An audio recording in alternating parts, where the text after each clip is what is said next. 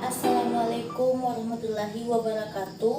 Perkenalkan, nama saya Melinia Aresta Ramadhani dari Stik Ibnu Khaldun Nunukan dengan NIM 180601011198. Kali ini saya akan mempraktikkan micro teaching dengan mata pelajaran SKI dengan materi prestasi Khulafaur Rasyidin. Assalamualaikum, selamat pagi anak-anak.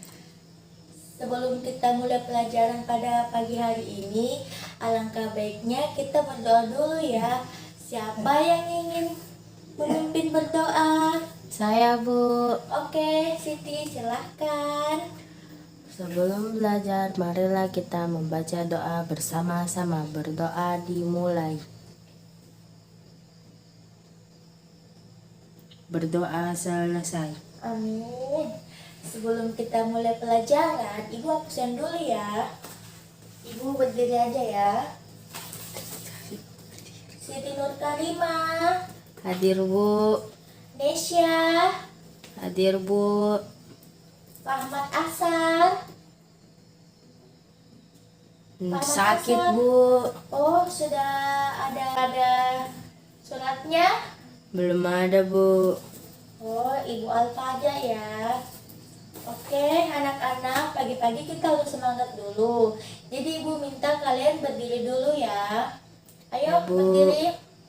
Kita tepuk semangat. Tepuk semangat. Semangat. Huha. Oke, sekali lagi lebih keras. Tepuk semangat. Semangat. Huha. Oke anak-anak, masih ingat pelajaran kemarin? Ya, kemarin kita belajar mengenai sejarah Nabi Muhammad SAW ya. Nah, kali ini kita mau belajar mengenai prestasi-prestasi yang dicapai Khulafaur Rasyidin.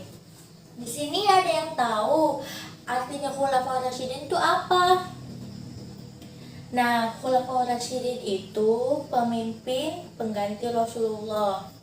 Nah, pemimpin tersebut itu ada 4. Yang pertama, Khalifah Abu Bakar. Yang kedua, Khalifah Umar bin Khattab. Yang ketiga, Utsman bin Affan. Dan yang keempat, Khalifah Ali bin Abi Thalib. Nah, mereka semua dalam memimpinnya itu berbeda karakter dan tergantung kondisi masyarakatnya pada masa itu. Oh iya, hari ini kita mau bahas tentang prestasi-prestasi beliau. Nah, yang pertama itu Khalifah Abu Bakar As-Siddiq. Beliau itu menjabat sebagai khalifah selama 2 tahun dan beliau dipilih secara musyawarah oleh kaum Muhajirin dan kaum Ansor. Nah, salah satu beliau dipilih itu karena pada saat Rasulullah sakit, itu beliau sempat menjadi imam sholatnya. Dan ini dia prestasinya.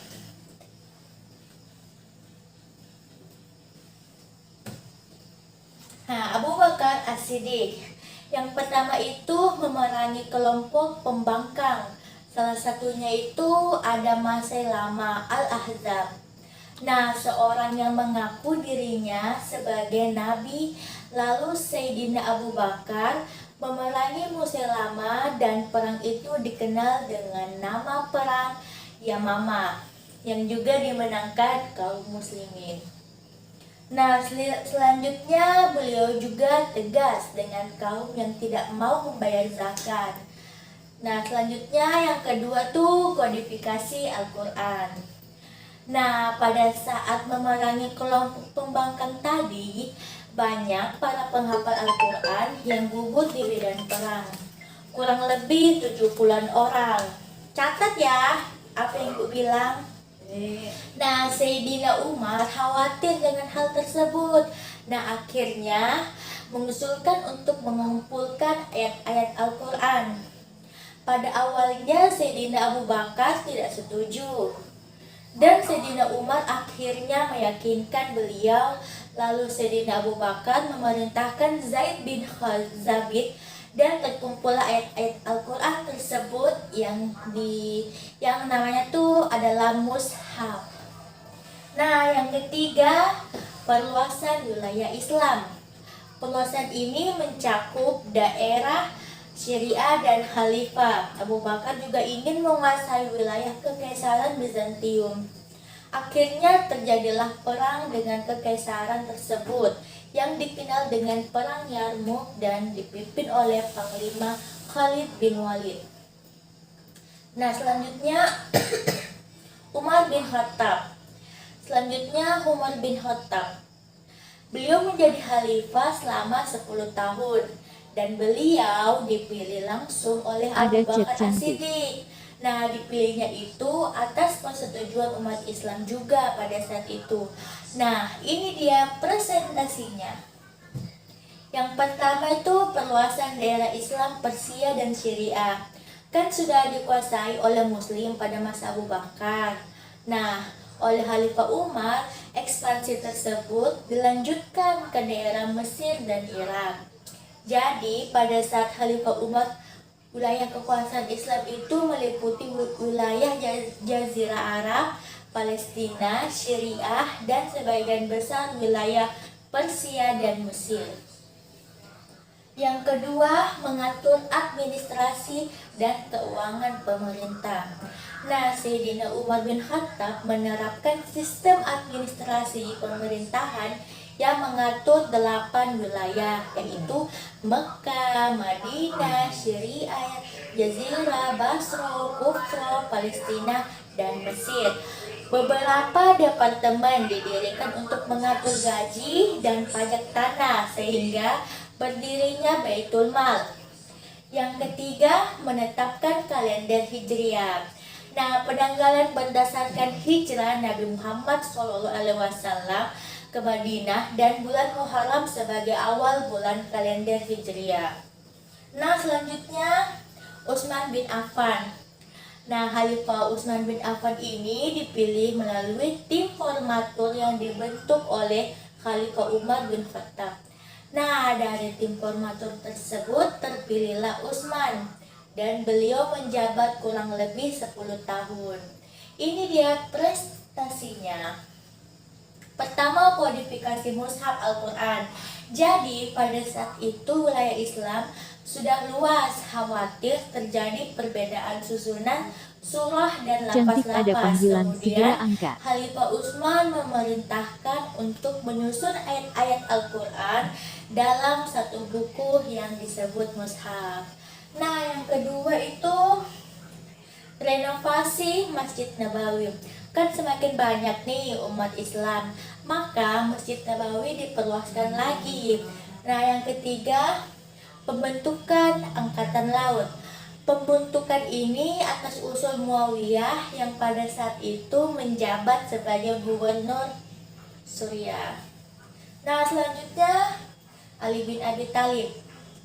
Nah, beliau dipilih oleh sebagian besar umat muslim. Pada saat itu, beliau menjabat kurang lebih selama 6 tahun. Pada masa Khalifah Ali bin Abi Thalib menjabat, itu banyak sekali hal-hal yang terjadi. Contohnya perang, ada perang Siffin dan perang Jamal. Nah, ini dia presentasinya. Yang pertama, mengganti pejabat yang kurang cakap. Nah, untuk membangun suatu pemerintahan yang efektif dan efisien, Ali bin Abi Thalib mengganti pejabat yang kurang cakap dalam bekerja. Yang kedua, membenahi keuangan negara. Khalifah Ali meminta harta para pejabat yang diperoleh secara tidak benar, kemudian disimpan di dalam Baitul Mal. Nah, selanjutnya yang ketiga, memajukan bidang ilmu bahasa. Pada saat itu, penulisan huruf hijaiyah belum dilengkapi dengan tanda baca seperti kasroh, fathah, dhamma. Nah, hal itu menyebabkan banyaknya kesalahan bacaan teks Al-Quran dan hadis di daerah yang jauh dari Jazirah Arab. Kemudian Khalifah Ali memerintahkan untuk mengembangkan pokok-pokok ilmu nahwu. Selain itu, di bidang pembangunan Khalifah Ali juga membangun kota Kufah secara khusus yang kemudian kota itu berkembang menjadi pusat ilmu tafsir, ilmu hadis, ilmu nahwu, dan ilmu pengetahuan lainnya. Nah, sebelum Ibu lanjut, Saya, ada yang ingin Bu. bertanya? Ya, silahkan Siti. Nah, tadi kan Ibu menjelaskan tentang Khulafa ar-Rasyidin. Saya ingin bertanya, apa yang menyebabkan berakhirnya pemerintahan Khulafa ar-Rasyidin? Nah, pertanyaannya bagus betul ya. Tepuk tangan dulu untuk Siti. Nah, baiklah, pertanyaan Siti itu di antara kebijakan-kebijakan tadi ada pertentangannya, yang kemudian muncullah perang saudara, yaitu perang Siffin dan perang Jamal. Nah, pertentangan Khalifah Ali dan Muawiyah mengakibatkan perang Siffin. Nah, perang tersebut diakhiri perang Tahkim. Perselisihan itulah yang menjadi awal berakhirnya pemerintahan Islam di bawah Khulafaur Rasyidin. Gimana? Ya, Bu, terima kasih. Siti sudah ngerti? Oke, masih ada yang mau bertanya? Nah, sepertinya semuanya sudah mengerti ya. Oke, selanjutnya kita belajar tentang ibrah dari prestasi Khulafaur Rasyidin. Ada chat cantik. Nah, di sini ada yang tahu apa itu ibrah? Nah, ibrah itu adalah pelajaran yang sangat penting, yaitu mencontoh jiwa besar mereka dan mengilhami prestasi-prestasi mereka raih. Nah, anak-anak sekarang kita akan membahas ibrah yang harus kita contohi ya. Yang pertama itu Abu Bakar. Abu Bakar terkenal seorang pemimpin yang jujur dan teguh pendiriannya dalam kebenaran. Nah, beliau tanggap dan tegas terhadap gerakan-gerakan yang keluar dari aturan Islam, sehingga gerakan itu dapat segera diantisipasi sebelum berkembang yang akan membahayakan negara. Nah, yang kedua, Khalifah Umar bin Khattab. Nah, beliau sangat terbuka, menerima saran dan kritik langsung dengan masyarakat tanpa memandang kedudukan dan pangkat. Jadi, beliau itu orangnya demokratis. Nah, selanjutnya ada Utsman bin Affan. Nah, beliau adalah sahabat Nabi yang dermawan, terus bersahaja, dan tak lupa juga beliau selalu mengutamakan kepentingan rakyat-rakyatnya. Yang terakhir, Ali bin Abi Thalib. Nah, beliau itu terkenal dengan pemimpin yang cerdas, disiplin, dan tegas dalam mempertahankan kebenaran keadilan. Nah, Khalifah Ali juga terkenal seorang yang demokratis dan sangat menjunjung tinggi keputusan yang telah disepakati bersama. Nah, selanjutnya next materi yaitu mengenai gaya kepemimpinan Khulafaur Rasyidin. Itu ada gaya kepemimpinan itu ada 4. Dia tuh mempunyai ciri berbeda dan menjadi karakter mereka masing-masing yang saling melengkapi. Nah, keempat sahabat Khulafaur Rasyidin yang menggantikan kepemimpinan Nabi Muhammad setelah beliau wafat. Nah, anak-anak di sini ada yang tahu gaya kepemimpinan dari Khulafaur Rasyidin itu apa? Nah, yang pertama ya, Abu Bakar, yaitu kejujuran. Kelembutan beliau dapat menyadarkan orang-orang yang terpengaruh untuk melakukan perlawanan, dan ketegasan beliau saat berperang sangat mempengaruhi dalam segala kondisi. Nah, selanjutnya Umar bin Khattab. Ketegasan dan kecerdasan Khalifah Umar bin Khattab sangat menunjang pelaksanaan program pemerintahan. Yang ketiga, Utsman bin Affan. Kedengawahan beliau dapat terciptanya kesejahteraan rakyat, kesabaran mendukung untuk menciptakan situasi yang khusus. Nah, yang keempat, Ali bin Abi Thalib. Beliau itu seorang pemimpin yang tegas dan sangat menghormati kebenarannya. Nah, oke.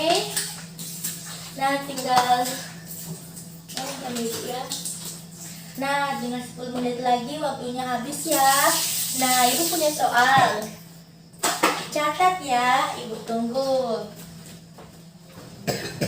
Sudah? Oke. Nah, di sini di soal Ibu ada yang mau ditanyakan sebelum kita Selesai. Oh, jadi sudah jelas ya. Nah, karena waktunya sudah habis, Ibu mengucapkan terima kasih kepada kalian semua sudah mengikuti pembelajaran pada pagi hari ini dengan sangat antusias. Dan juga Ibu minta maaf ya jika masih banyak kekurangan. Oke, jangan lupa belajar di rumah ya. Ingat besok dikumpul. Nah, baiklah. Ibu pamit ya. Wassalamualaikum warahmatullahi wabarakatuh. Baiklah, terima kasih sudah menonton. Itulah tadi hasil dari micro teaching saya. Mohon maaf bila ada yang kurang tepat dan kata-kata saya yang kurang baik. Nah, baiklah. Wassalamualaikum warahmatullahi wabarakatuh.